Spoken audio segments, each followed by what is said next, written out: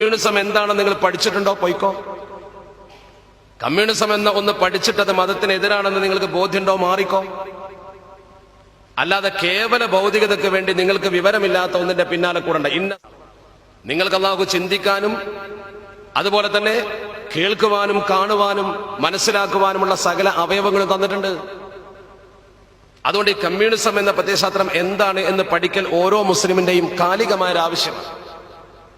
നമ്മളെ മക്കൾ അതിലേക്ക് പോകുമ്പോൾ അവരെ പറഞ്ഞ് മനസ്സിലാക്കി കൊടുക്കേണ്ട കടമ നമുക്കിട്ട് പറയണമെങ്കിൽ നമുക്കതിനെ കുറിച്ച് അറിയണ്ടേ. അതുകൊണ്ട് തന്നെ എന്റെ പ്രിയപ്പെട്ട സഹപ്രവർത്തകർ ഇവിടെ സംഘടിപ്പിച്ചത് ഏറ്റവും അർത്ഥവത്തുള്ള കാലിക വിഷയമാണ്.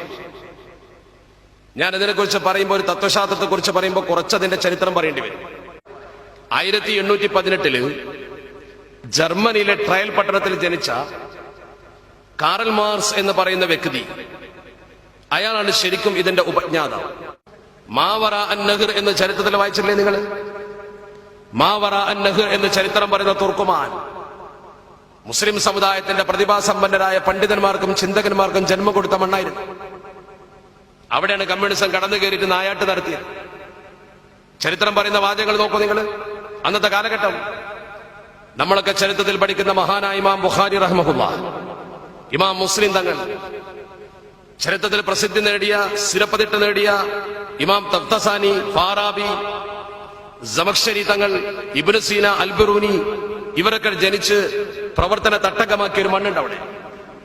ആ പ്രവർത്തന തട്ടകമാക്കിയ മണ്ണ് തകർത്ത് തരിപ്പണമാക്കി. ആ പ്രദേശത്ത് പരിശുദ്ധ ദീനുൽ ഇസ്ലാമിന്റെ സാംസ്കാരിക ചിഹ്നങ്ങളെ നശിപ്പിച്ചു. ഞാൻ പറയുന്ന കാര്യം വളരെ ഭംഗിയായി ശ്രദ്ധിക്കണം. സമയം വളരെ കുറവാണ്, ഞാൻ പരിമിതപ്പെടുത്തി.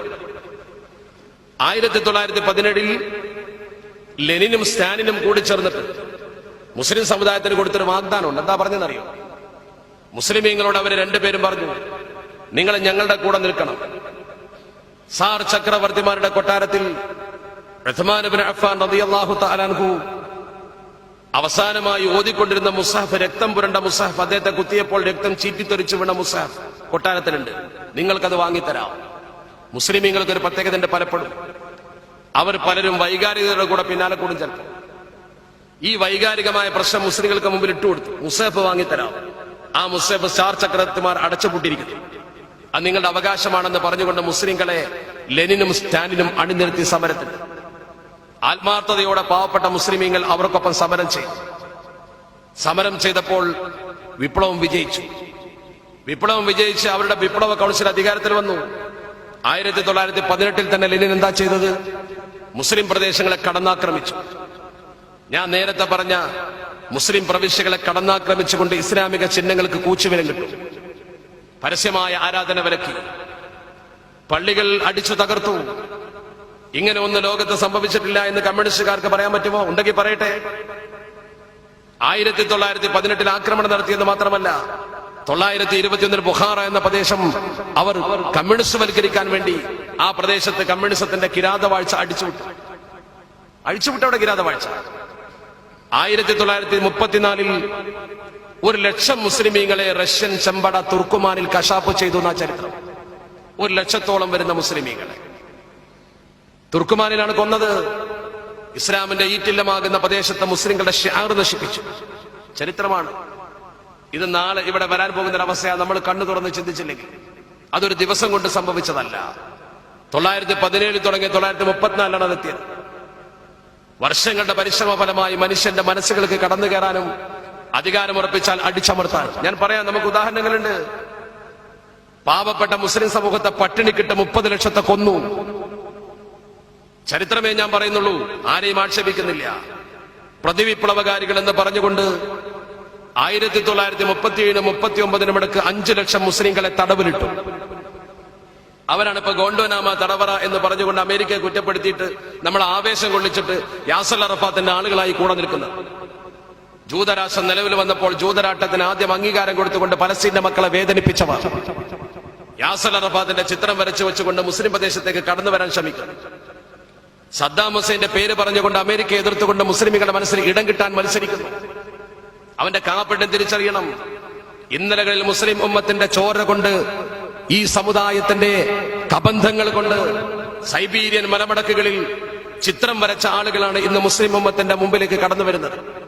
സൈബീരിയയിലെ മലമടക്കുകൾക്ക് സംസാരിക്കാൻ കഴിയുമായിരുന്നെങ്കിൽ സോവിയറ്റ് റഷ്യയിലെ ഭരണാധികാരികൾ മുസ്ലിങ്ങളെ കൊണ്ടുപോയി കൊന്നു കുഴിച്ചു മൂടിയതിന്റെ ചരിത്രം പറയുമായിരുന്നു. ആ പ്രദേശത്ത് ഒരുപാട് മനുഷ്യന്റെ തലയോട്ടികളുണ്ട്. ലോക ചരിത്രകാരന്മാരെടുത്തു ധരിച്ചിട്ടുണ്ട്. 1949 മാവോ കമ്മ്യൂണിസ്റ്റുകാർ തുർക്കിസ്ഥാൻ പിടിച്ച് ചൈനയോട് ചേർത്തു. ആ തുർക്കിസ്ഥാൻ പിടിച്ചെടുത്തുകൊണ്ട് മാവോയുടെ നേതൃത്വത്തിൽ കമ്മ്യൂണിസ്റ്റ് സേന മുസ്ലിം സമൂഹത്തെ വേദനിപ്പിച്ചുകൊണ്ട് ആ പ്രദേശം ചൈനയോട് ചേർത്തു. ചൈനയിൽ പിന്നെ ഇസ്ലാമിനെതിരെ എന്തൊക്കെ ദുഷ്പ്രവർത്തനങ്ങളാണ് നടന്നത്? ചരിത്രം പഠിച്ചു നോക്കൂ നിങ്ങൾ. ഇസ്ലാമിന്റെ ഷിആറുകളെ നശിപ്പിക്കാൻ ചൈനയിൽ എന്തൊക്കെ നടന്നു? ഞാൻ പറഞ്ഞാൽ ഒരു പക്ഷേ പുതിയ കുട്ടികൾക്ക്, പുതിയ ചിന്തിക്കുന്ന ആളുകൾക്ക്, ചരിത്രം കൂടുതൽ പഠിക്കാത്ത ആളുകൾക്ക് അത്ഭുതം തോന്നും. 1966 ഒക്ടോബർ 11 ചൈനയിൽ പുറത്തിറക്കിയ അവരുടെ നിയമം അനുസരിച്ച് ചരിത്രം പറയുന്നു, അറബി സംസാരിക്കുന്നതിന് പോലും വിലക്കി. പന്നി മാംസം ഭക്ഷിക്കാൻ നിർബന്ധിച്ചു. പന്നി മാംസം ഭക്ഷിക്കാൻ നിർബന്ധിച്ചോ? നിരോധിക്കാൻ പാടില്ല. ഒരു സമൂഹത്തിന്റെ വിശ്വാസത്തിന് നേരെയുള്ള കടന്നുകയറ്റം, ചേലാകർമ്മം ചെയ്യുന്നത് വിലക്കി, മിശ്രവിവാഹം പ്രോത്സാഹിപ്പിച്ചു. അങ്ങനെ ഒരു മതത്തിന്റെ ചിഹ്നം കൊണ്ടു നടക്കാൻ ഈ രാജ്യത്ത് പറ്റില്ല എന്നാ പറഞ്ഞത്. ഏക സിവിൽ കോഡ് ഇന്ത്യയിൽ കൊണ്ടുവരണമെന്ന് വാദിക്കുന്ന ആളുകളുടെ ഇല്ലേ? കമ്മ്യൂണിസ്റ്റുകാരന്മാരുടെ കൂടെ ഇല്ലേ? ലോകത്തെ മുസ്ലിംകൾക്കെതിരെ, ഇസ്ലാമിനെതിരെ അല്ലെങ്കിൽ മതത്തിനെതിരെ ഇവർ ചെയ്ത പ്രവർത്തനം, മുസ്ലിങ്ങളുടെ പേര്, മുസ്ലിം എന്ന പേര് അഥവാ ഇസ്ലാമിന്റെ ഷിആറുള്ള പേര്, അപ്പൊ നമ്മുടെയൊക്കെ പേര് കേട്ട ഇസ്ലാമിന്റെ ഒരു ഷിആറുണ്ടോ? ആ പേര് ഒഴിവാക്കണമെന്ന് ഗവൺമെന്റ് നിർദ്ദേശിച്ചു ബൾഗേറിയയിൽ. പക്ഷെ അത് അംഗീകരിക്കാൻ ചില ആളുകൾ തയ്യാറായില്ല. ചരിത്രകാരന്മാർ പറയും 165 സ്കൂൾ അധ്യാപകരെ അതിന്റെ പേരിൽ പിരിച്ചുവിട്ടു.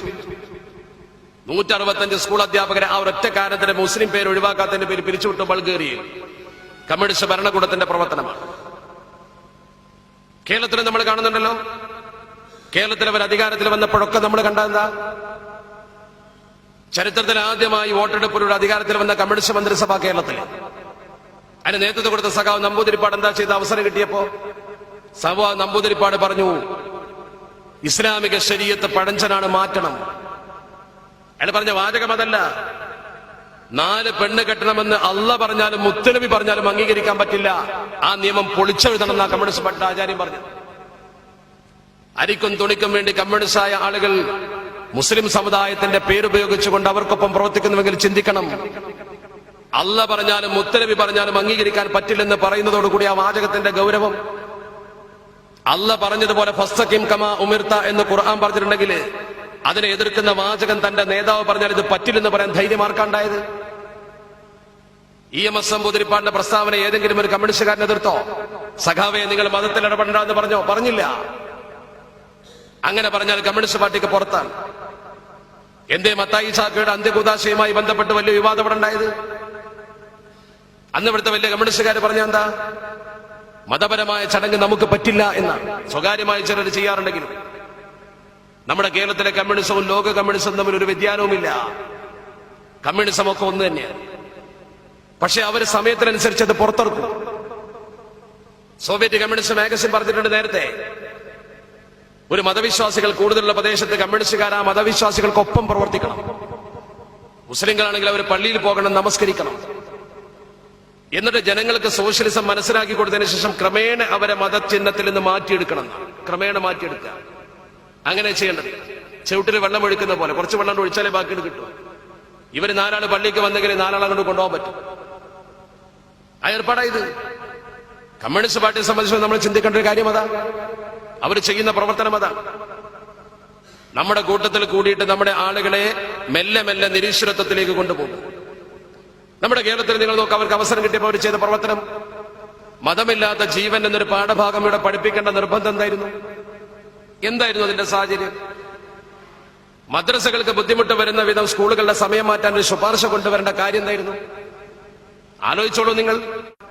കാരണം മറ്റൊന്നുമല്ല, മതത്തെ മനുഷ്യന്റെ മനസ്സിൽ നിന്ന് ഉന്മൂലനം ചെയ്താലേ കമ്മ്യൂണിസം വളരും. അത് ലോക communism, Kerala communism, Indian communism ഒക്കെ ഒരേ അർത്ഥത്തിലാണ് പറയുന്നത്. ഇപ്പോൾ തന്നെ നോക്കി, ഇപ്പോ നമ്മുടെ പത്രത്തിൽ ഇന്നലെ കണ്ട വാർത്ത, സിറാജിന്റെ മുഖപ്രസംഗം ഇന്ന് മറ്റെല്ലാ പത്രങ്ങളുടെ മുഖപ്രസംഗങ്ങളിൽ നിന്നും വ്യത്യസ്തമാണ്.